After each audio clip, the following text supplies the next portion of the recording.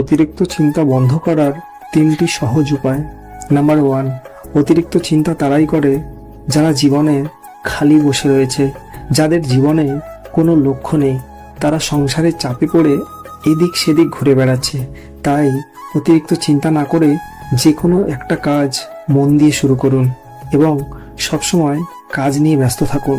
Number 2, অনেকেই ভবিষ্যৎ নিয়ে এতটাই চিন্তা করে যে আজকের বর্তমানটা উপভোগ করতে ভুলে যায়। ভবিষ্যতের জন্য আপনি যতই চিন্তা করুন না কেন, আপনি যেভাবে ভাবছেন সেভাবে কোনোদিনও হবে না। তাই বর্তমানটাকে উপভোগ করে ভবিষ্যতের কথা চিন্তা করুন। নাম্বার 3, আজকালকার সময়ে সবাই নিজের লাইফটাকে দেখায় খুবই সুন্দর ও জাঁকজমাট, কিন্তু সবার লাইফ কিন্তু এমন হয় না।